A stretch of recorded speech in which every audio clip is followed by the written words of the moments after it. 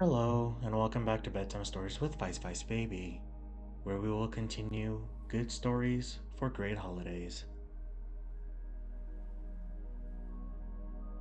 The Water Drop by Friedrich Wilhelm Karov, adapted from the translation by Sarah Austin. There was once a child who lived in a little hut, and in the little hut there was nothing but a little bed and a looking glass. But as soon as the first sunbeam glided softly through the casement and kissed his sweet eyelids, and the finch and the linnet waked him merrily with their morning songs, he arose and went out into the green meadow. And he begged flour for the primrose, and sugar of the violet, and butter of the buttercup. He shook dewdrops from the cowslip into the cup of the harebell, spread out a large lime leaf, set his breakfast upon it, and feasted daintily.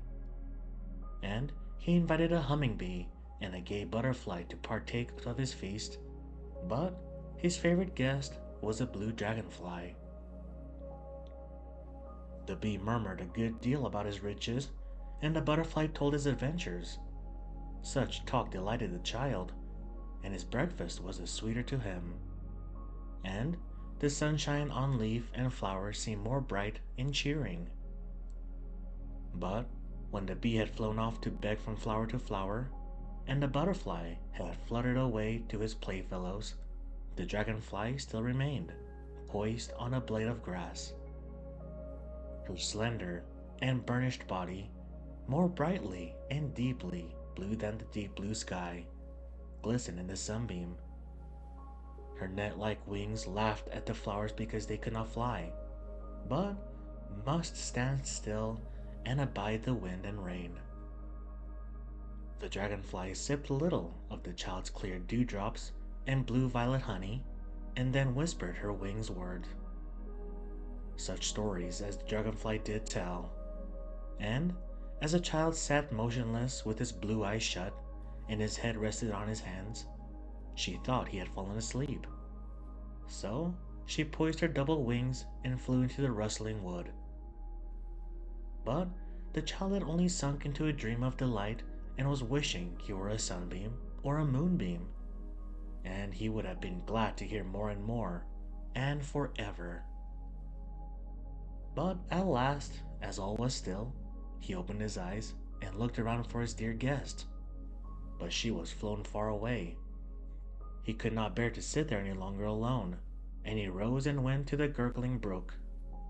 It gushed and rolled so merrily, and tumbled so wildly along as it hurried to throw itself head over heels into the river, just as if the great massy rock out of which it sprang were close behind it, and could only be escaped by a breakneck leap. Then the child began to talk to the little waves and asked them whence they came.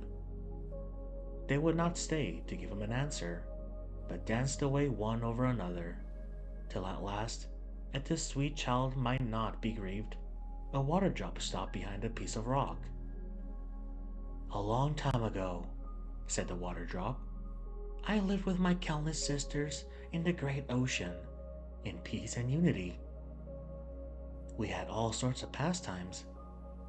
Sometimes we mounted up high into the air and peeped at the stars.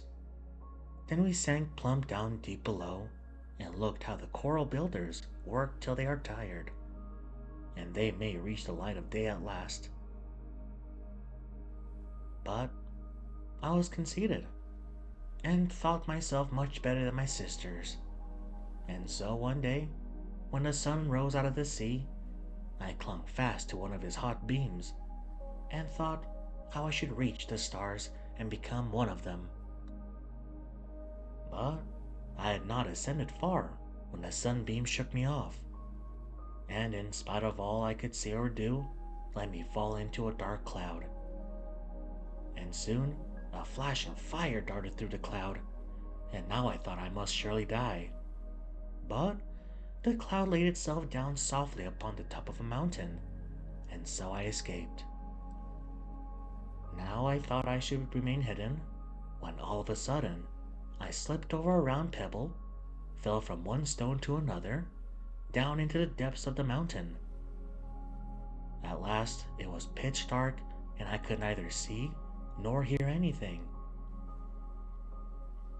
Then I found indeed that pride goeth before a fall, for though I had already laid aside all my unhappy pride in the cloud, my punishment was to remain for some time in the heart of the mountain.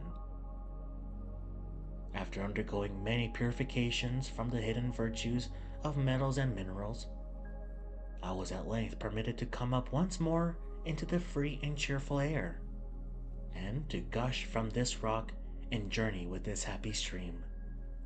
Now, I will run back to my sisters in the ocean, and then wait patiently till I am called to something better.